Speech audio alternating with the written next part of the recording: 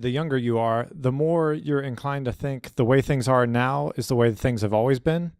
But when you take a step back and realize that Social Security has only been around for like 80 years, so it didn't always exist and people didn't always depend on it. So then that begs the question, how did people survive before that?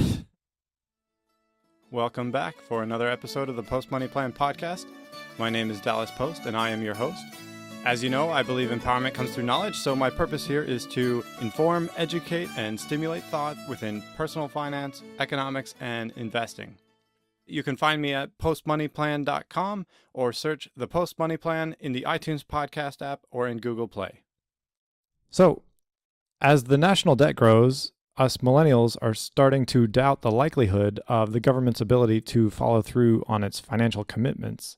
So I thought I'd talk to my dad to get some of his insight on Social Security, since he's pretty savvy when it comes to finances, and he was looking at Social Security in part of his retirement planning preparation. I just thought he'd be a good counter perspective to my younger ears to get some perspective on Social Security. So welcome back to the show, Dad. Well, I would like to prelim my talk saying how I looked at things back when I was your age and what the thought processes were based on what kind of news was coming out of D.C. in terms of what the prospects for the future of Social Security looked like. In my thinking from the very beginning, I decided that I would, even though Social Security was a big part of all of the older people that I knew plans for their retirement financial planning, I decided that I needed to plan as though Social Security was not going to exist when I became the age such that I could take advantage of it. Fortunately for me, my work life and finances turned out that basically I was able to proceed on that basis. It turns out it would be political suicide for any politician to actually risk his career to eliminate Social Security, because there are such a overwhelming number of voters that would be impacted by such a thing. So basically, the approach being taken is that there's not enough people contributing to Social Security to make it financially sound for the long-run future, but it will continue short of some catastrophic change in the government for the foreseeable future. That's my belief at this point. Having said that, even though I am old enough that I could be taking Social Security, I have chosen not to. How old are you for the audience? I have just turned 67. Let's just take a step back real quick and explain what Social Security is and how it works. Now, there's a counter to that, which is what I'm doing or plan to do. For each year that you delay in taking your Social Security, you get an increase in your full retirement amount by 8% per year. And since the cost of living is increasing at a rate significantly below 8% per year, I plan to continue, as long as the inflation rate stays below that amount, to delay my taking it until 70, because I don't need the money. Now, admittedly, my circumstance is special because most people need the money. But I've been lucky enough that finances have worked in my favor. That's certainly true. And are old enough that we could be drawing Social Security, and the millennials and others that are contributing to the Social Security system, basically the way it's set up is we need large numbers of contributors for each person that draws down the system. And that is just the reverse of what's actually happening. We have a large number of drawdown people who are drawing income from the Social Security bank, so to speak, and the number of contributors is small relative to the number of withdrawals. That is where the pinch comes from a financial perspective. So just like the big idea for Social Security is that it was established after the Depression in response to people having financial problems, and the government decided we want to provide a financial safety net for the elderly and the disabled, people that can't provide an income for themselves. And we, on a social level, want to provide a source of income for those people. Yeah, it was not intended to be the sole source of income for people of retirement age. Unfortunately, the average American does not contribute to his own retirement in large enough portion such that Social Security is only a minor or a smaller portion of their income. That's what was intended.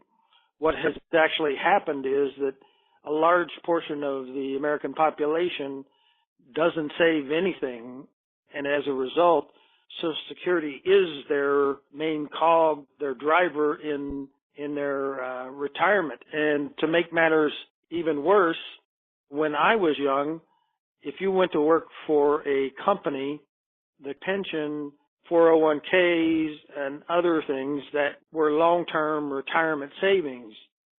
Now, in today's business world, a large portion of the population does not receive a pension from their company. The only long-term savings that they may have is something that they have contributed to themselves, either through a 403b or a 401k. But again, those are people who are forward-looking and planning ahead for their retirement, and that is unfortunately not the vast majority of our population. So an awful lot of people are working well past retirement age because they simply haven't been unable to save enough to take care of them in their waning years, in their golden years. Yeah, and kind of a controversial thought that I think of is that it's almost as if Social Security and that safety net there has encouraged poor financial behavior in the sense that, oh, well, I can count on having Social Security in retirement as a form of income, so I don't need to be prudent about saving for the future and building up savings for living in retirement because I'll just have a Social Security paycheck. That is, a large portion of the population have taken that approach.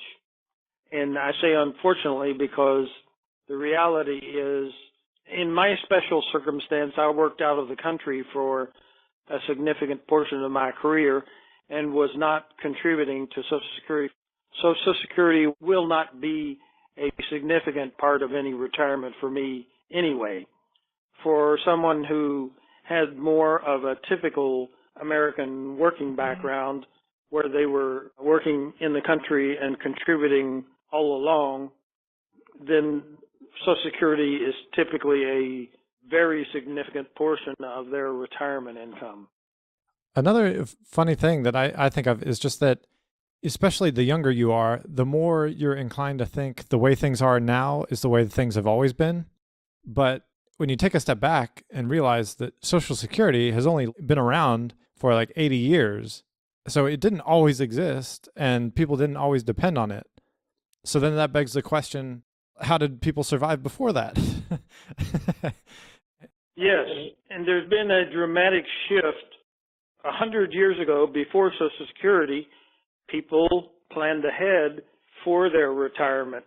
Maybe not as well as everyone would have liked, but they did save all along in an effort to provide for the future. Now, again, part of it is tied in with, with improved medical care and such, lifespans have extended, and as a result, the requirements for a longer retirement income have increased with that.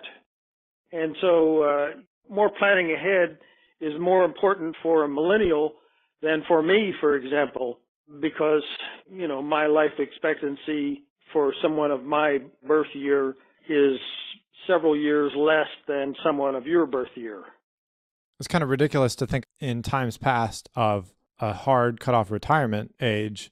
You know, like if you were a farmer and you're growing your crops and that's how you have food and survive, then it's like, oh, well, I turned 65, so I'm done farming and feeding myself. Like that probably wouldn't have worked in the past so well.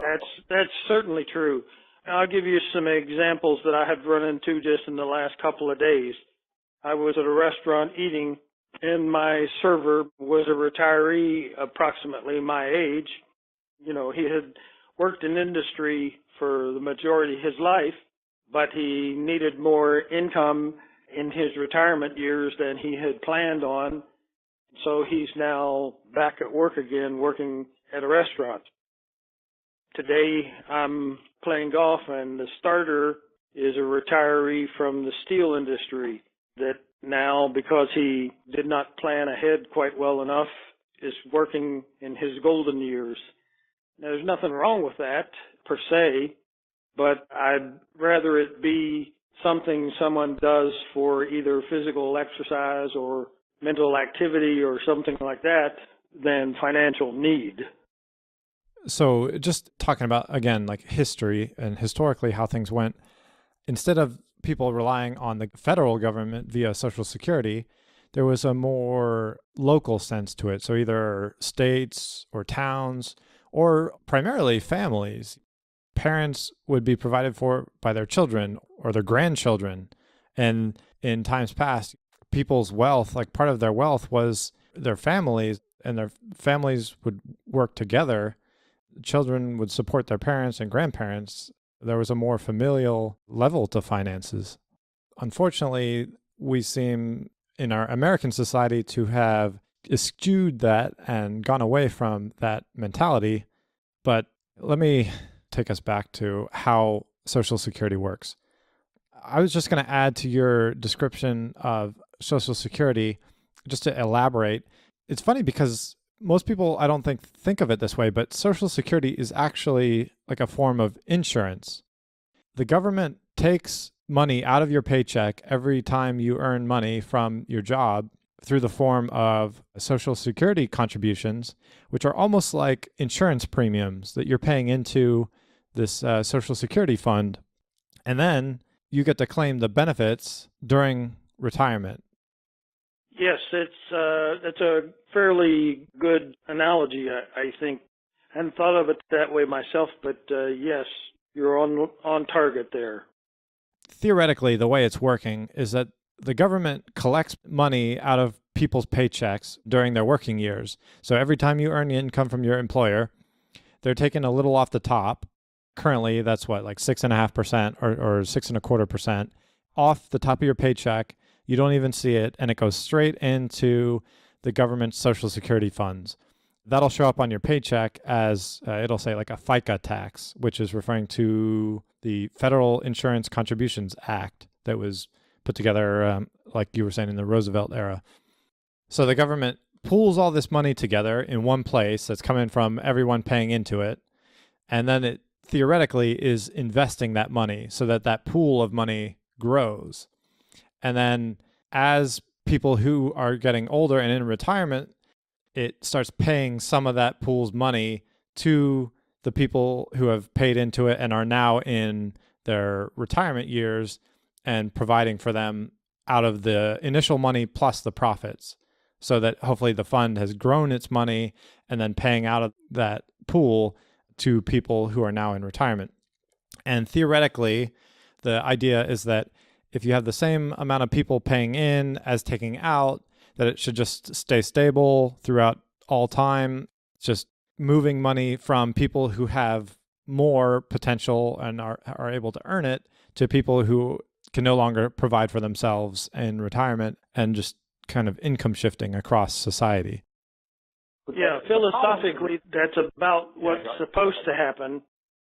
The unfortunate reality is that with improved medical services over time in the last 80 years, the lifespan has been increased such that now the average person is going to be past his working career for 15 years on average, which means even if he doesn't go at the earliest possible date, which I believe is still 62, at a reduced amount, you can begin to withdraw and receive Social Security. But even if he chooses not to do that and goes at the traditional full retirement date, then that person is drawing down the system for 15 years. And one person contributing for 15 years does not equal the amount that one person drawing money out does. It takes approximately 4 people adding money into the system to equal one person drawing it out, unless the figures have changed since I last looked.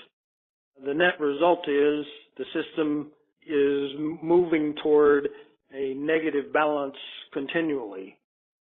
And we know, just as a general financial principle, that if you have more water escaping from your bucket than you're pouring into it, obviously you're going to run out of water in the bucket.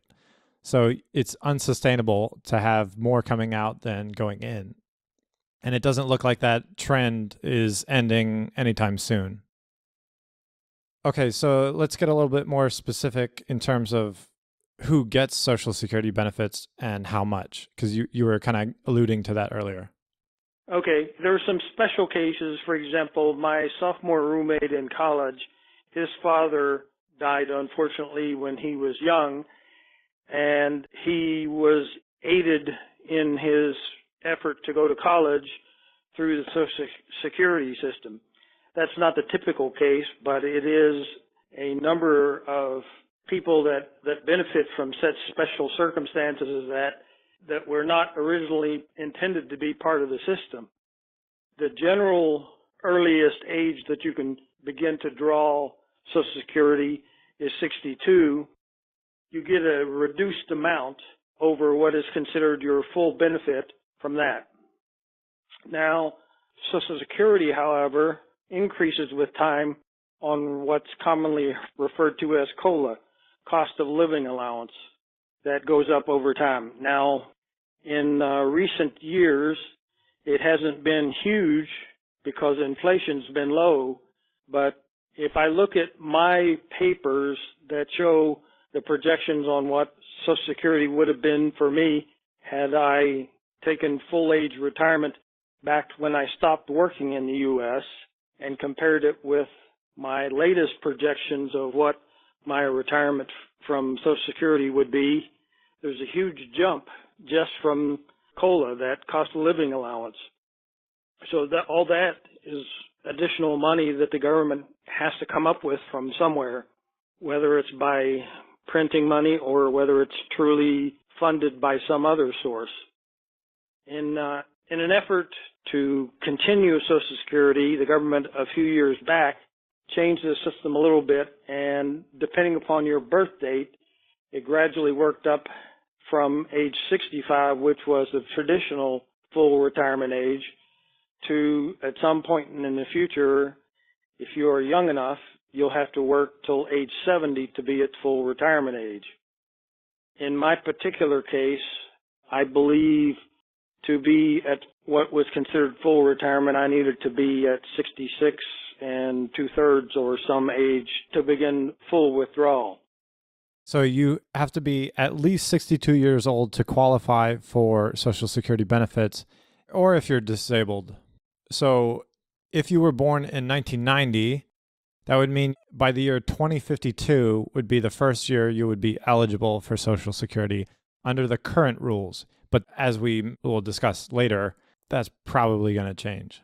And again, it's significant that if you take it early, at the earliest date, you're getting a significantly lower monthly check than if you waited till a later date to take it. It's a significant long-run impact. But people take more of the short-run approach to things, saying, well, I want my money now because I might not be here tomorrow. Yeah. The amount that you're going to get is kind of convoluted, but the Social Security website, which is ssa.gov, actually has calculators and estimators for you to go in there and it can spit out what it estimates based on your personal information and what you've contributed, how much, and your earnings, what you can estimate your payout from Social Security to be. And that's dependent on your income, your age of like how many years you've been paying into it. Each year you wait, they increase the payout so that it's like if you don't take it, it's kind of like you're investing it and getting a guaranteed return on your money. So those benefits are growing each year. So I've actually read that the rule of thumb is that Social Security is intended/expected to replace 40% of your pre-retirement income, just as a general rule of thumb. When you think about that, there's also the general belief from financial people that when you retire, you only need about 80% of what you had during working years. Obviously, they're generalizations, both your quote and mine. But if you just take them at approximate face value, that still leaves you with a 40% gap that a person needs to cover on average for themselves in one form or another, whether it's through investing or whatever, or if you have to go back to work to make up that gap, whatever it is. And that's under the assumption that a significant number of people, when they retire, like to reward themselves by world tours, cruises, fancy vacations, etc. So when they talk about in retirement years you only need 80% of what you needed during working years, they're not including these special rewards that you might choose to give yourself. So if you give yourself the rewards, no problem, but you need to plan for that ahead of time, how to fund that. And what's crazy is if you think about the math here, so this is kind of a segue into my next question to you, but if Social Security currently, what they charge you, they take 6.25% out of your paycheck, and then your employer matches that. So in total, the Social Security is taking 12.5% of your pay and putting it into this fund. But if it was paying out 40% of your income to you, the math doesn't make sense there for that to be sustainable. That if you were only contributing 12.5% of your income and you're getting back 40. Well, it's a little more complex than that, simply because, the theory behind it was you're going to work for 40 years and contribute for 40 years. And at the time Social Security was initiated, the average life expectancy was somewhere right around 65 years of age. So if you contributed for 40 years, then, of course, early on, the Social Security system was actually making money. But as time went on and the number of people drawing out and the life expectancy of those people drawing out increased dramatically, that's where the deficit exploded. I was going to take advantage of this opportunity to have a little tirade on our current form of democracy. I think is kind of doomed to suicide because it's easy for the majority to vote for a pleasant lie than an inconvenient truth. In the case of Social Security benefits not being viable at their current level for future generations, the majority is probably not going to vote for themselves not to receive benefits. And that's what has stopped it from, it's not a new problem. It's just growing in magnitude year by year. But, the problem has been foreseen for 20 years. And unfortunately, when the hard decision comes up where you as a voter know what is right to do financially, but it impacts your personal financial situation, it's not normal for a person to vote themselves a cut in pay. All right. So my last question to you then is, what can we do to fix the problem? Well, that's the tougher issue. From my perspective, I guess I would go back to what I did with my life. I hope for everyone else's benefit to make their life easier that I'm mistaken and that Social Security will continue and prosper and provide an even larger portion of their retirement income, 60% or whatever. But I don't believe that's a reality. My thinking is you need to plan for the worst case scenario, and when it's not that, then you win. So just like I did in planning for Social Security not to exist when my need arose, if I was a millennial, that's how I would operate. I would plan that there'll be no help from the government for me, and how can I take care of my own personal financial situation such that I am contributing to my own retirement and it will grow on a steady basis and be there when I need it. And I think that's the ultimate fix for your audience.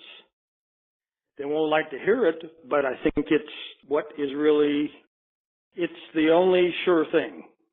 Other things can happen politically and other things that could be good, but they can't be counted on or relied upon. Well, yeah, as you say, not depending on it and just making your own plans outside of Social Security is probably the most wise thing to do, because what I expect is the most likely thing to happen is that over time, as benefits become more and more costly for the government to pay out via Social Security, that they will try to slowly increase the age of eligibility for it and or reduce the payout benefits per person over time. Yeah, and that has in fact already started. So because of that, if you're just on your own personal level, like you're saying, planning it out as if you have nothing from Social Security to expect or plan on or depend on, that you just make your own plans independent of Social Security, and that's just an added bonus on top, is probably the most prudent thing to do. Well, that pretty much wraps things up from my end. Did you have any closing thoughts? I guess, I maybe sounded a little heavy-handed and stuff, and I did not intend to do that.